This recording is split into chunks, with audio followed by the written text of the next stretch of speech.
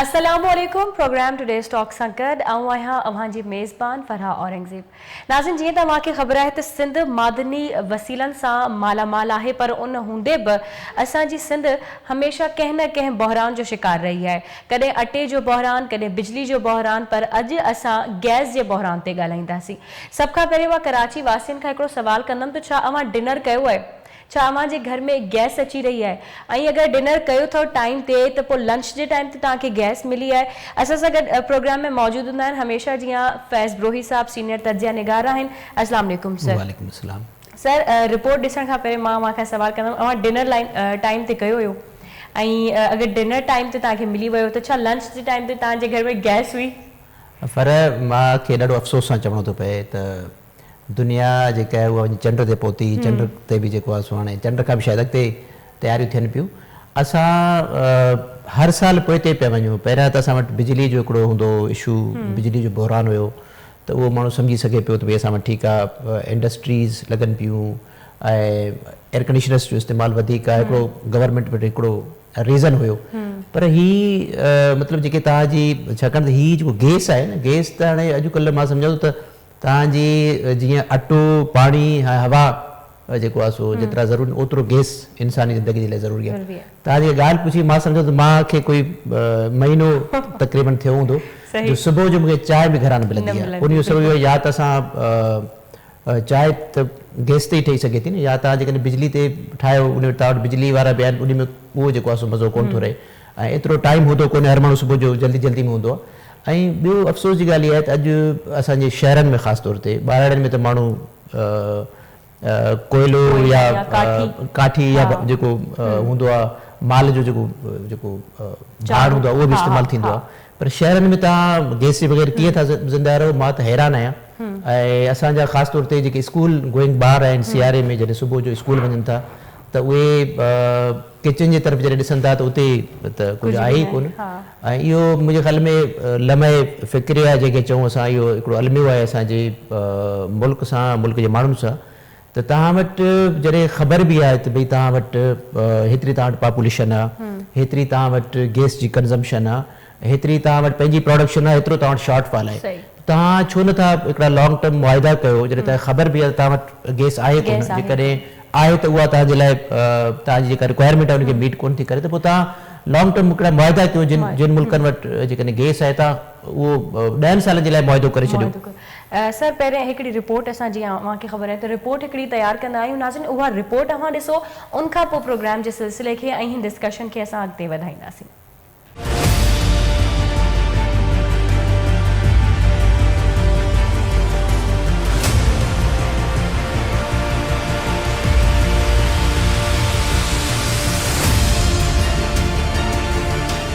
उन्हारे में बिजली ऐं सियारे में वरी गैस जी लोड शेडिंग सबब अवाम सख्त तकलीफ़नि मां गुज़री रहियो आहे। ताज़ी रिपोर्ट्स मूजिब हिन वक़्तु सिंध समेत समूरे मुल्क जे नंढनि वॾनि शहरनि तोड़े ॻोठनि में गैस जी लोड शेडिंग ऐं घटि प्रेशर जो मसइलो आहे। गैस जी लोड शेडिंग जे मसइले सबब शागिर्दनि तोड़े नौकरी कंदड़ माण्हुनि खे बिना नेरनि जे दर्सगाहनि ऐं ऑफिस ॾांहुं वञणो पइजी रहियो आहे। गैस जी खोट जा ॿ मुख्य सबब ॿुधाया पिया वञनि। हिकु त गैस महांगी आहे, ॿियो त असांजे मुल्क में गैस जी पैदावार में को ख़ासि इज़ाफ़ो न थियो आहे, जंहिंजा सबब सिक्योरिटी जी ख़राब सूरतहाल ॿुधायो पियो वञे। ॿाहिरां ईंदड़ गैस तमामु घणी महांगी हुजण सबब ख़रीद करणु ॾुखी पइजी रही आहे। हाणे मौजूदा हुक्मरान समूरो मलबो माज़ी जी हुकूमत मथां किराए पंहिंजी जान आजी कराए छॾनि था, जॾहिं त सज़ा वरी अवाम भोगे थो। अहिड़ी सूरतहाल में हाणे घरनि में रध पचा पुराणनि तरीक़नि यानी काठियनि ऐं छेणनि ते थिए थो। गैस आजकल आ नहीं रही है, काफ़ी परेशानी हो रही है पब्लिक को भी, और सुबह बच्चे स्कूल जाते हैं तो गैस ही नहीं होती है। एक 2 दिन बच्चों की छुट्टियां हो जाती है। गैस का बड़ा मसला है, घर पे गैस नहीं आ रही, 3 दिन परेशान है। अभी देखो 240-50 रुपए किलो भरवाते हैं, कितना दिन चलेगी? परेशान हो गए हैं। खुदा की कसम हुकूमत से अपील करते हैं, हमें गैस चाहिए। ये नहीं चलेगा 2 घंटे देंगे, 3 घंटे देंगे, ये नहीं चलेगा। हम तो बड़े परेशान हो गए हैं। यहाँ काम पर आते हैं, घर पे जाते हैं तो घरवाली हमारी बड़ी परेशान है, बोलती गैस नहीं आ रही। अभी भी देखें, मैं अभी भी रोटियाँ लेके इधर आया हूँ, वो गैस तो बिल्कुल ऐसे समझ लो अजाब में पड़ गए हम लोग, तो ना बड़े परेशान हो गए हम लोग। गैस अचे ही नथो। गैस जेको आहे अचे किथां थो? जेको आहे माण्हू महांगाई सां मोह जे, गैस सां मोह जे, सिलेंडर भराए था अचूं ॿ ॾींहं 4 ॾींहं हुन में बि पाणी थो अचे साॼो था मथे पासे जी माना जेको आहे थी था वञनि कारा। बहुत परेशान है गैस की वजह से, हर कोई यकीन करें जब देखो जो है ना गैस की लोड शेडिंग, बिजली की तो होती थी, अब तो गैस ने भी जो है ना बहुत तंग करा, आवाम बहुत परेशान है। ये हुकूमत ने हमारे को इतना परेशान किया हुआ है, गैस भी नहीं आता और बिल जो है ना लंबे लंबे इतने भेज देते हैं, बंदा भरने के काबिल भी नहीं रहता है। गैस की बड़ी परेशानी, बिल भी इतना आ रहा है बेशुमार और बहुत परेशानी, हर जगह पे जाओ जिधर देखो गैस की प्रॉब्लम है। पूरे इस कराची में भी, सिंध में कहीं भी आ ही नहीं रही, जिस टाइम देखो गैस नहीं है, बुरे हालात किए पड़े हैं। महंगाई क्या, पहले जो 200 में किलो था अब वो 400 में फिल करके देते हैं सिलेंडर। गैस पूरे पाकिस्तान में नहीं है, पहले पंजाब के बारे में सुनते थे, अब पूरी कराची से भी गायब है, न सुबह होती न शाम होती, आपने बाजार से खरीद कर खाना है जो खाना है। सवाल इहो पैदा थिए थो त आख़िर इन मसले जो हल कहिड़ो आहे ऐं कहिड़े तरीक़े सां गैस जी लोड शेडिंग मां अवाम छुटकारो हासिल करे सघे थो। माहिरनि जी राय आहे त सभ खां पहिरियां मुल्क में मौजूद गैस इस्तेमालु कई वञे, वधीक गैस जी ॻोल्हा कई वञे, बिजली ठाहिण लाइ गैस जे बदिरां कोयलो इस्तेमालु कयो वञे ऐं सिक्योरिटी जी सूरत हाल खे बहितर कयो वञे त जीअं सवलाई सां मुल्क अंदरि मौजूद वधीक गैस जी ॻोल्हा करे सघिजे। हाणे ज़रूरत इन ॻाल्हि जी आहे त असां बि ज़रूरत खां वधीक गैस इस्तेमालु न कयूं, गैस जो बिल वक़्त ते जमा करायूं ऐं अमले सां सहकार करियूं। हुकूमत बि मुल्क अंदरि वधीक गैस जे ज़ख़ीरनि जी ॻोल्हा करे ऐं सिक्योरिटी जी सूरत हाल खे वधीक बहितर करे।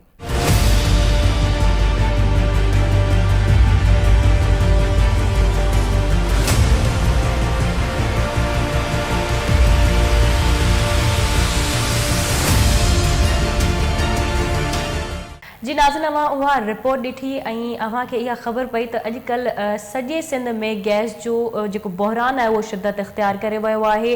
जेके मासूम ॿार आहिनि उहे बिना नाश्ते जे स्कूल्स वञण ते मजबूर आहिनि, या जेके घरनि जा मर्द हज़रात हूंदा आहिनि उहे बग़ैर नाश्ते जे ऑफिसिस ते ऐं पंहिंजे कमनि ते वञण ते मजबूर आहिनि। मां सभ खां पहिरियां फैज़ साहब अव्हां खां इहो पुछंदसि त असल बहरान जो कारण हिकु त छा आहे ऐं इहो बि गॾो गॾु मां ॿुधाइजो त गैस इंसानी ज़िंदगी जे लाइ केतिरी ज़रूरी आहे ऐं असांजी जेका हुकूमत आहे उहा इन हवाले सां छा करे रही आहे। मां त इन खे टोटली सम्झंदुमि त हिकिड़ी जेका बैड गवर्नेंस जेके चऊं, ग़लति पॉलिसीज़ जेके आहिनि हुकूमत जूं। ॾिसो तव्हां वटि हिकिड़ो सॼी दुनिया में जेको आहे न हिकिड़ा लॉन्ग टर्म प्लानिंग थींदी आहे, तव्हांखे पंहिंजे माण्हुनि खे जेको आहे हिकिड़ो फैसिलिटेट करण जे लाइ, उनजी ज़िंदगी में जेकॾहिं तव्हां आसानियूं पैदा न कंदव। मूंखे ॾाढो अफ़सोस आहे चवणो थो पए, मां त ॾाढो अॼु मतिलबु हिकिड़ो अफ़सरदा आहियां त अॼु सुबुह जो असांजे घर में अर्ली मॉर्निंग, ठीकु आहे, जेको चवनि था न सुबुह जे टाइम में गैस हूंदी आहे, त उते जॾहिं चांहि चाढ़ी वई त उन में पत्ती ऐं खीर पाणी में मिक्स कयो वियो, त उन महिल बाहि हुई ऐं पाण वेठो लाउंज में, उन खां पोइ बाहि जेके आहिनि उहा विसामी वई। पोइ घर वारनि ॾाढी कोशिशि कई, माचिस जूं तीलियूं लॻायूं। मूंखे वॾो अफ़सोस थियो त जेका असां त ॾिसो न कराची जे हिकिड़नि पोश एरियाज़ में रहूं था, उते इहा हालत आहे, ठीकु आहे। चलो मां त आयुमि ऑफिस में या ॿाहिरि अफोर्ड करे सघनि पियो, अची पीतुमि। जेके ग़रीब माण्हू आहिनि, जेके मज़दूर माण्हू आहिनि, जेके पोरियत माण्हू आहिनि, उहे वीचारा सुबुह जो चांहि सां ऐं मानी सां नाश्तो करे निकिरंदा, त उहे माण्हू उन्हनि खे सुबुह जो घर में नाश्तो न मिले। ऐं ऑलरेडी तव्हांजे मुल्क में हिन वक़्तु हिकिड़ो अॻे ई हिकिड़ो बहरान हले पियो अटे जो, ऊन्हारे में तव्हां वटि बिजली जो बहरान, हाणे सियारे में तव्हां ॾिसो हिकिड़ो माण्हू ग़रीब माण्हू उनखे गरम पाणी बि न खपे, गीज़र बि न खपनि, ठीकु आहे, कम से कम मानी त उनखे मानी ऐं चांहि जो कोप त सुबुह जो पी निकिरंदो। इन में मां सम्झो त टोटली जेको आहे न असां वटि हिकिड़ो त जेका असांजी वफ़ाक़ी हुकूमत आहे इन जी हिकिड़ी डिस्ट्रीब्यूशन थींदी आहे सूबनि खे, थोरो सम्झण जी ज़रूरत आहे। पर इन खे असां वटि हिकिड़ी ऑलरेडी हिकिड़ा पेट्रोलियम मिनिस्ट्री आहे ऐं ओगरा आहे, ॿिया इदारा आहिनि। उनजो कमु इहो आहे त तव्हांखे सॼे सूबे जी जेका डिमांड आहे उन डिमांड जे हिसाब सां तव्हांखे उनखे डिस्ट्रीब्यूट करिणो आहे, ठीकु आहे, उनजी कोटा जेका बि आहे। हाणे असां वटि जेकॾहिं ॾिसूं त सिंध जेका आहे उहा पाकिस्तान जी 62.3 तक़रीबन 63% जेको आहे, जेका टोटल जेका आहे असांजी कंज़म्पशन उहा 63% जेका आहे न, 63% प्रोडक्शन जेका उहा सिंध करे पई। कीअं जेको आहे सो इन शॉर्टफॉल खे पूरो करे सघिबो। ऐं जेकॾहिं एॾो वॾो शॉर्टफॉल आहे, या त तव्हां ईअं कयो त जेके तव्हांजूं इंडस्ट्रीज़ आहिनि उन्हनि खे तव्हां सेकेंड प्रायोरिटी ॾियो, ठीकु आहे। तव्हां वटि हींअर जेके फर्टिलाइज़र जूं कंपनियूं आहिनि तव्हां उन्हनि खे बि गैस ॾियो था, तव्हां वटि इंडस्ट्रियल जेके यूनिट्स आहिनि तव्हां उन्हनि खे बि ॾियो था, जेके कमर्शियल सार्फिन आहिनि तव्हां उन्हनि खे बि ॾियो था। भई जेके ग़रीब माण्हू आहिनि, जेके तव्हांजा घरेलू सार्फिन आहिनि, तव्हांजा जेके डोमेस्टिक यूज़र्स आहिनि, उन्हनि खे तव्हां प्रायोरिटी ॾियो न। हाणे जेको हिकिड़ो माण्हू घर में उनजी रद पचा न थिए, ऑलरेडी तव्हां वटि लिविंग कास्ट एॾो महांगो थी वियो आहे, हाणे ग़रीब माण्हू बिजली जो बिल बि कोन थो ॾेई सघे, ग़रीब माण्हू जेको आहे होटल्स बि अफोर्ड कोन थो करे सघे, ग़रीब माण्हू जेको घर में जेको रद पचा थींदो उहो बि न करे सघे। त मां सम्झां थो इन में असांजे सूबाई हुकूमत खे जेकॾहिं उन सां ॻाल्हाइजे थो त उहे चवनि था त भई असां छा कयूं। असां त ऑलरेडी इम्तियाज़ शेख साहिबु चए थो त मां त लिखी चुको आहियां मुसद्दिक़ मलिक साहिब खे जेको पेट्रोलियम मिनिस्टर आहे, ऐं उन्हनि खे जेको आर्टिकल 158 आहे जंहिंमें हिकिड़ी सूबनि जी हिकिड़ी डिस्ट्रीब्यूशन थींदी आहे, उन में उन में इहो आहे त तव्हांखे जेका सूबे जी जेका डिमांड आहे उन डिमांड जे हिसाब सां तव्हांखे उनखे ओतिरी जेका आहे गैस सप्लाई करणी आहे। हाणे इहो त हिकिड़ो आहे पॉलिटिकल मसइलो आहे, ऐं हाणे त सूबाई हुकूमत ऐं मर्कज़ी हुकूमत ॿई साॻे पेज ते आहिनि, PDM जी हुकूमत आहे, त मुंहिंजे ख़्याल में हाणे या त ही ॻाल्हाए कोन था सघनि। सिंध में हिन वक़्तु शदीद बहरान आहे, ॿियनि सूबनि में बि पंहिंजी जॻह ते आहे शिकायतूं आहिनि, पर सिंध में हिन वक़्तु कराची जहिड़ो शहर तव्हांजो तक़रीबन 2 करोड़ जी पॉपुलेशन वारो शहर तव्हांजो, उते तक़रीबन 90% माण्हू जेके आहिनि उहे होटलिंग था कनि।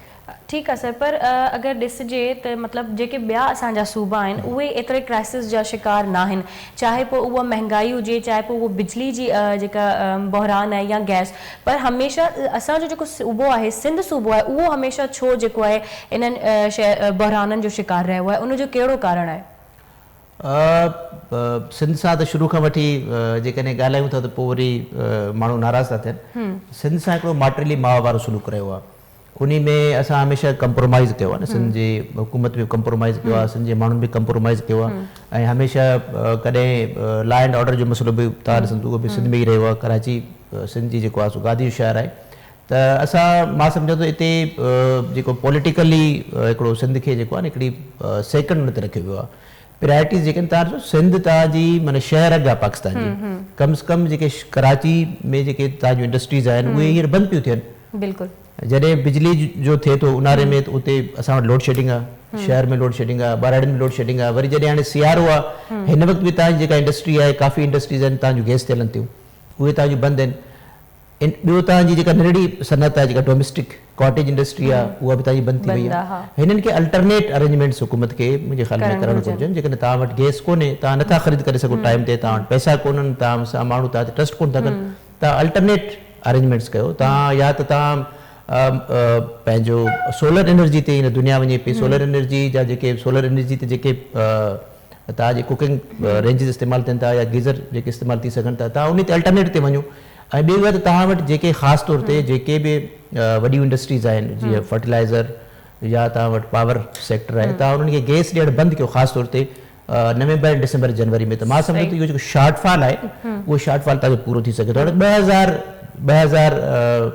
हाणे 2111 या कुझु जेको आहे असांजी डेली MMCF असांजी जेका रिक्वायरमेंट आहे सिंध जी, हाणे उन मां तव्हांखे 800 MMCF मिले त हाणे 800 ऐं 1200 मतिलबु 50% थोरो मथे थी वियो।